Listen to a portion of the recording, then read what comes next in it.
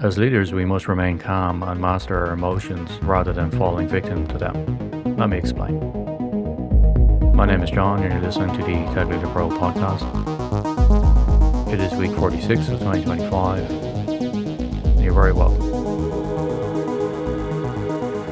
In a recent difficult call with a team that were failing to deliver, one of my managers said to me privately, "How are you keeping your cool? I am raging over here."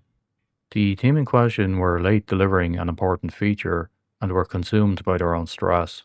You could see all of the stress indicators there: the size, the lack of engagement, the rubbing of their own faces to relieve stress. In such a situation, if I berate them for being so late, what do you think that would have done to their already elevated stress levels? It would have only made matters worse. Instead, I bit my lip and focused my energies on getting them back on track to the shortest, safest path to delivery.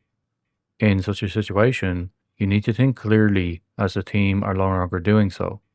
When human beings become too emotional, through stress, fear, or anger, they are no longer thinking logically, but they are instead reacting with emotion. That emotion is the enemy of reason. There is a biological reason for this. Psychologists call it the amygdala hijack. When that team member feels cornered, their brain effectively disconnects from its prefrontal cortex, the part responsible for logic and problem solving. In that moment, they physically cannot process complex solutions. Their brain has narrowed their entire existence down to survival. If I had reacted with anger, I would have just been seen like another predator in the room, further shutting down their ability to think. It typically provokes a fight or flight response in a person, offering them a limited list of options to respond with. They can avoid the source of stress, thereby never resolving it, or they can respond with unreasonable aggression. Neither is good in a team context, obviously. Even worse than that, they become paralyzed between the fight or flight options and mentally shut down and do nothing.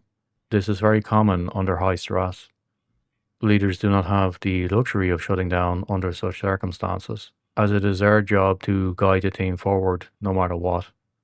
We also know from the research into stress contagion that a leader's emotions are highly infectious. If I enter that call with a high heart rate and aggressive body language, my team's mirror neurons would pick it up instantaneously. I become a carrier for panic. By regulating my own state, I'm not just being polite, I'm stopping the viral spread of stress so that their brains can actually get back to work. There is only forward. That is the only option. What are the steps we must take next to move forward? That is where you need to get your team to focus. They need to drive towards a solution. Everything else is just a distraction. And in a tactical situation, you do not have the time for distractions. Emotion clouds reason. Learn to master your emotions.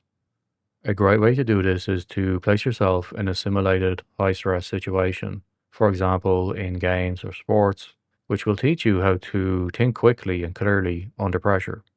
This is great stress testing. For me, I gain greatly from studying martial arts for that reason. It puts me under intense pressure on a weekly basis without any real danger. It's a sandbox, if you will, and I am sure you will find some pastime in your life with similar benefits. In clinical psychology, this is actually called Stress Inoculation Training. The idea is simple. By voluntarily exposing yourself to manageable stress, like a sparring partner trying to punch you, or a high-stakes competitive game, you are training your nervous system to dampen the alarm bells. You are teaching your brain that high pressure does not equal death. So when the real crisis hits at work, you don't freeze. You've been there before. Your options are never just fight or flight. That's too limited. By mastering your emotions, you preserve your reason. And reason will enable you to identify the options that actually lead to victory. Take care, guys. Talk to you next time.